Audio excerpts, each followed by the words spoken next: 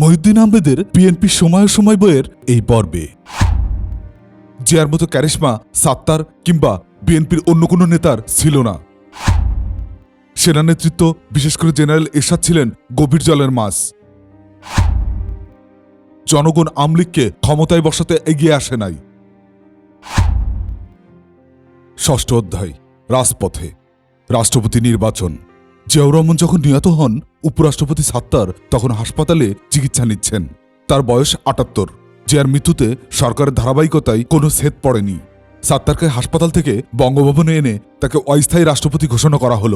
সব রাজনৈতিক দলই সাংবিধানিক ধারাবাহিকতা রক্ষার এই প্রক্রিয়াটিকে সমর্থন দেয়।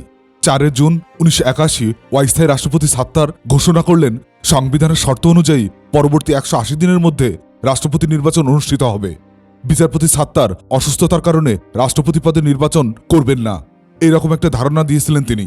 নির্বাচন না করার ইচ্ছা তিনি একটা সংবাদ সম্মেলনেও বলেছিলেন। তার চোখের সমস্যা ছিল। একটা বস্তুর বদলে দুইটা ইমেজ দেখেন। বাঁ দিকের চোখটা বেঁকে টেরা হয়ে গিয়েছিলেন। কিন্তু দেখা গেল তিনি হঠাৎ করেই রাষ্ট্রপতি প্রার্থী হওয়ার জানান দিলেন। নির্বাচনের জন্য ৬ মাস থাকা সত্ত্বেও তড়িঘড়ি করে ঘোষণা করা হলো ২১শে সেপ্টেম্বর ১৯৮১ নির্বাচন হবে। রাষ্ট্রপতি নির্বাচন নিয়ে নৈপথ্যের জল ঘোলা হয়েছে অনেক। বিএনপি সরকারের জনপ্রিয়তা ও গ্রহণযোগ্যতা নির্ভর করেছিল প্রধানত জিয়ার ব্যক্তিগত ভাবমূর্তির উপর। জিয়ার মতো ক্যারিশমা সাত্তার কিংবা বিএনপির অন্য কোনো নেতার ছিল না। রাষ্ট্র ক্ষমতার সঙ্গে সেনাবাহিনী জড়িয়ে পড়েছিল, কিন্তু সেনাবাহিনীতে সৎ ও যোগ্য নেতৃত্ব না থাকার কারণে তারা সরাসরি ক্ষমতা দখলের জন্য সময়টা উপযুক্ত বিবেচনা করেনি। সেনা নেতৃত্ব বিশেষ করে জেনারেল এরশাদ ছিলেন গভীর জলের মাছ। তার একটু সময়ের দরকার ছিল দুর্বল প্রকৃতির একজন রাষ্ট্রপতি, যার উপরে ছড়ি ঘোরানো এবং প্রয়োজনে ছুঁড়ে ফেলে দেওয়া যাবে। এক্ষেত্রে ২১শে সেপ্টেম্বর ১৯৮১ রাষ্ট্রপতি নির্বাচনের দিন ঠিক করা হলে বিরোধী দলগুলো প্রতিবাদ জানায়। ঘোষণাটি ছিল একতরফা এবং বিরোধী দলগুলো তাদের সঙ্গে আলোচনার ভিত্তিতে নির্বাচনের তারিখ নির্ধারণের দাবি জানায়। তারা কয়েকটি পূর্ব শর্তও দেয়। পূর্ব শর্তগুলোর মধ্যে ছিল জরুরি অবস্থা প্রত্যাহার, রাজবন্দীদের মুক্তি, নির্বাচনের তারিখ পিছিয়ে দেওয়া এবং সব প্রার্থীর জন্য সমান সুযোগ সুবিধা নিশ্চিত করা। এইসব দাবির পরিপ্রেক্ষিতে নির্বাচনের তারিখ ২১শে সেপ্টেম্বর থেকে সরিয়ে ১৫ই নভেম্বর করা হয়। নির্বাচনের প্রার্থীদের জন্য অঢেল সুযোগ সুবিধা ছিল। প্রার্থীরা কয়েকজন সঙ্গীহীন, বিনা ভাড়ায় বিমান ও রেল ভ্রমণ, সার্কিট হাউস ও সরকারি অতিথিশালায় নিখরচে থাকার সুবিধা, নির্বাচনের জন্য অল্প পরিমাণ টাকা জামানত হিসাবে জমা দেওয়ার ইত্যাদির সুবিধা পেয়েছিলেন। ফলে অনেক ভুইফোড় ও ডামি প্রার্থী দাঁড়িয়ে যান। প্রথমে ৮৩ জন ব্যক্তি মনোনয়নপত্র জমা দেন। মনোনয়নপত্র বাছাইয়ের সময় ১১ জনের আবেদন বাতিল হয়ে যায়। এরপর ৩৩ জনের প্রার্থিতা প্রত্যাহার করে নেন। শেষ পর্যন্ত ৩১ জন নির্বাচনের বাজারে টিকে থাকেন। নির্বাচনের নামে এটা ছিল নিতান্তই মশকরা। ৯ জন প্রার্থীকে বিভিন্ন রাজনৈতিক দল ও জোট মনোনয়ন কিংবা সমর্থন দেয়। ২২ জন ছিলেন স্বতন্ত্র প্রার্থী। সংবিধানের ৫০-এর খ এবং ৬৬-এর ২-এর ক অনুচ্ছেদ অনুযায়ী উপরাষ্ট্রপতি রাষ্ট্রপতি পদে প্রার্থী হওয়ার যোগ্য ছিলেন না। ১৯৮০ সালের ১০ই জুলাই সংবিধানের ষষ্ঠ সংশোধনীর মাধ্যমে তাকে নির্বাচনের যোগ্য করে তোলা হয়। অর্থাৎ আগেভাগেই সাত্তারের পক্ষে কুশীলবরা আটঘাট বেঁধে মাঠে নেমেছিল। বিএনপি এককভাবে সাত্তারকে সমর্থন দেয়।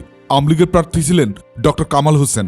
দলের সভানেত্রী শেখ হাসিনা ও সাধারণ সম্পাদক আব্দুর রাজ্জাকের নামে প্রচারিত নির্বাচনী ইশতেহারে বলা হয়, আমি বিশ্বাস করি দেশবাসী তাদের দীর্ঘদিনের সংগ্রামের বিশ্বস্ত ও পরীক্ষিত সাথী বাংলাদেশ আওয়ামী লীগের মনোনীত প্রার্থী বঙ্গবন্ধুর বিশ্বস্ত সহচর আন্তর্জাতিক খ্যাতিসম্পন্ন আইনজ্ঞ বাংলাদেশের সাবেক আইন ও পররাষ্ট্রমন্ত্রী ডক্টর কামাল হোসেনকে এই নির্বাচনে জয়যুক্ত করবেন। আসন্ন রাষ্ট্রপতি নির্বাচনে যোগ্যতম প্রার্থী ডক্টর কামাল হোসেনের বিজয়ের মধ্য দিয়ে বাংলাদেশের মানুষ তাদের হারানো ক্ষমতা ফিরে পাবে। উল্লেখ করা যেতে পারে যে বিএনপি সরকারের শাসন ও নীতির বিরুদ্ধে ১৯৭৯ সালের শেষে ১০ দলীয় ঐক্যজোটের গড়ে উঠেছিল। এই জোটে আওয়ামী লীগের সঙ্গে অন্যান্য ধর্মনিরপেক্ষ ও বাম দল ছিল, কিন্তু তারা জোটগতভাবে সাত্তারের বিরুদ্ধে প্রার্থী দিতে পারেনি। ফলে জোট কার্যত ভেঙে যায়। ওসমানী নাগরিক কমিটির ব্যানারে প্রার্থী হন। তাকে সমর্থন দেয় আওয়ামী লীগ, মিজান, মজদুর পার্টি, বাসদ ও জাতীয় জনতা পার্টি, ইসলামিক রিপাবলিকান পার্টি, জামাতে ওলামা ইসলাম ও বাংলাদেশের জাস্টিস পার্টি ওলামা ফ্রন্ট তৈরি করে মোহাম্মদুল্লাহকে মনোনয়ন দেয়। ন্যাপ মোজাফফর, ন্যাপ হারুন ও সিপিবি প্রগতিশীল গণতান্ত্রিক শিবির নামে জোট তৈরি করে অধ্যাপক মোজাফফর আহমেদকে নির্বাচনে প্রার্থী করে। জাসদ ওয়ার্কার পার্টি ও শ্রমিক কৃষক সমাজবাদী দল ত্রিদলীয় ঐক্যজোট বানায় এবং মেজর এম এ জলিলকে প্রার্থী হিসেবে দাঁড় করায়। পিপলস লীগ ও প্রগতিশীল গণতান্ত্রিক শক্তিকে সঙ্গে নিয়ে মোহাম্মদ তোহা দেশপ্রেমিক ফ্রন্ট তৈরি করেন এবং নিজেই এই ফ্রন্টের প্রার্থী হন। বাংলাদেশ চীন মৈত্রী সমিতি তাকে সমর্থন দেয়। এছাড়া আরও 14 দল মিলে তৈরি হয় ন্যাশনাল ফ্রন্ট। এই ফ্রন্টের শরিকদের মধ্যে ছিল খন্দকার মোশতাকের ডেমোক্রেটিক লীগ, মুসলিম লীগ সিদ্দিক, ইউপিপি, জাতীয় গণতান্ত্রিক ফ্রন্ট, জাতীয় দল, জাতীয় লীগ, লেবার পার্টি ইত্যাদি। ইতিপূর্বে কারাদণ্ড ভোগ করার কারণে খন্দকার মোশতাক প্রার্থী হতে পারবেন না বলে এই জোটের নির্বাচনে অংশ নেয়নি। অবশ্য তাদের নির্বাচন বর্জনের ব্যাপারটি ছিল একেবারেই তাৎপর্যহীন। বিএনপি যথারীতি 19 দফা কর্মসূচি বাস্তবায়নের পক্ষে ভোট চাই। 19 অক্টোবর আওয়ামী লীগ নির্বাচনী ইশতেহার 17 দফা কর্মসূচি ঘোষণা করে। কর্মসূচির মধ্যে উল্লেখযোগ্য দিকগুলো ছিল সংসদীয় গণতন্ত্রে ফিরে যাওয়া, 1972 সালে সংবিধানের পুনর্বর্তন, সব কালাকানুন বাতিল ইত্যাদি।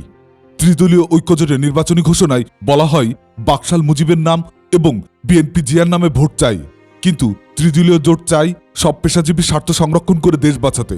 ওসমানী তার ঘোষণায় ভারতের সঙ্গে 25 বছর মেয়াদী চুক্তি বাতিলের কথা বলেন। ওলামা ফ্রন্টের প্রথম কর্মসূচি ছিল রাষ্ট্র ও সমাজ জীবনের সব ক্ষেত্রে পবিত্র কোরআন, সুন্নাহ ও সুন্নাহ নীতি প্রবর্তন, খোলাফায়ে রাশিদিনের অনুকরণে মজলিসে শুরা ও জাতীয় সংসদ গঠন ইত্যাদি। সেনাপ্রধান এরশাদ বেশ খোলামেলাভাবেই বিএনপির পক্ষে অবস্থান নেন। 1981 সালের 18 অক্টোবর সাপ্তাহিক হলিডে পত্রিকায় এক সাক্ষাৎকারে তিনি আওয়ামী লীগ ও জেনারেল ওসমানীকে নাকচ করে দেন এবং বলেন যে প্রেসিডেন্ট নির্বাচনে বিএনপির কোনো বিকল্প নেই এবং বিএনপি যদি জিততে না পারে তাহলে আওয়ামী লীগ এসে দেশকে আবার নৈরাজ্যের দিকে নিয়ে যাবে। নির্বাচনের ফলাফল ছিল একপেশে। বিএনপির প্রার্থী বিচারপতি সাত্তার শতকরা 65.80% ভোট পেয়ে জয়ী হন। তার নিকটতম প্রতিদ্বন্দ্বী আওয়ামী লীগ কামাল হোসেন 36.35% ভোট পেয়েছিলেন। বাকি সবাই মিলে শতকরা 2% ভোটও পাননি। তাদের সবার জামানত বাজেয়াপ্ত হয়ে যায়। দেশপ্রেমিক ফ্রন্টের সাম্যবাদী দলের নেতা মোহাম্মদ তোহা নিজেকে মনে করতেন দেশের একমাত্র সাচ্চা বিপ্লবী এবং তার বিচারে অন্যরা সবাই ছিলেন ষড়যন্ত্রকারী, সুবিধাবাদী কিংবা ভুয়া। তিনি যখন তখন বিভিন্ন দলকে নিষিদ্ধ করার দাবি জানাতেন। ভাগ্যের কি নির্মম পরিহাস, দলের প্রার্থীদের মধ্যে তিনিই পেলেন সবচেয়ে কম ভোট, শতকরা মাত্র 0.16%। এদেশে অনেক বাম নেতা নির্বাচনে যেতে চান না। তাদের অকাঠ্য যুক্তি, নির্বাচনের মাধ্যমে জনগণের মুক্তি আসে না। নির্বাচন হলে তারা যে সমাজে একবারে পরিত্যক্ত হয়ে যান এটা তারা জানেন বলেই নির্বাচনের মুখোমুখি হতে ভয় পান। বিচারপতি সাত্তার জিতবেন এটা আগে থেকেই অনুমান করা গিয়েছিল। সাত্তারের প্রতি সেনাবাহিনীর সমর্থন, নিহত জিয়ার প্রতি সাধারণ মানুষের সহানুভূতি, বিরোধী দলগুলোর বৃহত্তর জোট তৈরির করার অক্ষমতা, সবাই সাত্তারের পক্ষে গিয়েছিল। সংসদীয় গণতন্ত্র ও 72 সংবিধান আমূল পাল্টে আওয়ামী লীগ চতুর্থ সংশোধনীর মাধ্যমে সংবিধানের চরিত্র বদলে দিয়েছিল। আওয়ামী লীগকে আবার তাদের করা চতুর্থ সংশোধনীর বিরুদ্ধে অবস্থান নিয়ে ভোট চাইতে হয়েছিল। এই কারণে তাদের নির্বাচনী অস্ত্রটি ছিল নিতান্তই ভোতা। এছাড়া দলের প্রধান নেতা ছিলেন শেখ হাসিনা, কিন্তু নির্বাচনের প্রার্থী হয়েছিলেন কামাল হোসেন। এই দ্বৈততা দলের মধ্যে কোনো আবেগ ও প্রণোদনা তৈরি করতে পারেনি। তবে এটা অস্বীকার করার জো নেই, বিরোধী দলগুলোর মধ্যে আওয়ামী লীগ ছিল সবচেয়ে সংগঠিত দল।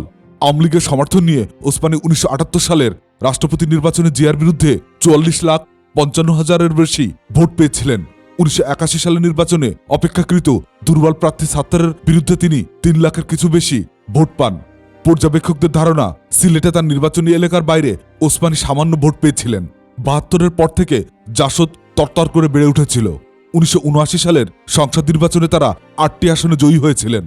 যেসব জায়গায় জাসদের সামরিক সংগঠন, বিপ্লবী গণবাহিনীর শক্ত অবস্থান ছিল সেসব জায়গায় তাদের প্রার্থীরা বেশি সংখ্যায় জয় পেয়েছিলেন। কিন্তু ত্রিদলীয় ঐক্যজোট করেও তাদের কোনো লাভ হলো না। জলিলের ভরাডুবি হলো। তিনি ভোট পেলেন মাত্র 2.5 লাখের মতো।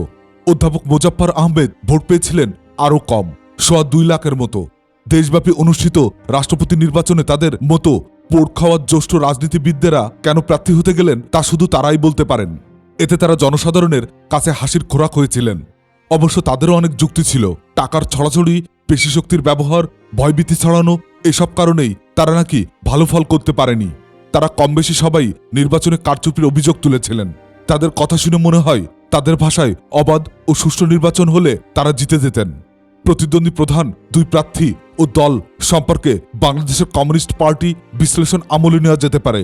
রাষ্ট্রপতি নির্বাচনের ফলাফল সম্পর্কে দলটির মূল্যায়ন ছিল প্রধান প্রতিদ্বন্দ্বী আওয়ামী লীগ সম্পর্কে নানান রকম সংশয়, গোলমালের আশঙ্কা, বৃহত্তর জনগণের স্বার্থে সংশ্লিষ্ট বিষয়ে প্রকৃত আন্দোলন গড়ে না তোলা, অতীত সম্পর্কে আমলীগের আত্মসমালোচনা না থাকা প্রভৃতি কারণে ব্যাপক জনগণ আমলীগকে ক্ষমতায় বসাতে এগিয়ে আসে নাই। জিয়া জনগণের মধ্যে একটি সম্পর্ক গড়ে তুলেছিল। এর অর্থ সেই অর্থে তার একটা ভাবমূর্তিও রয়েছে। গরিবদের একাংশের মধ্যে এখনও সমর্থন রয়েছে। মানুষের মধ্যে সাধারণভাবে সরকার বিরোধী সমালোচনা থাকলেও মানুষ সম্পূর্ণভাবে মোহমুক্ত হয় নাই। ভোটে অধিকাংশ মানুষ স্থবিরতা পক্ষেই থেকে যায়। 20 নভেম্বর 1981 বিচারপতি সাত্তার রাষ্ট্রপতি হিসাবে শপথ নেন। 27 নভেম্বর 42 সদস্যের নতুন মন্ত্রিসভা তৈরি হয়।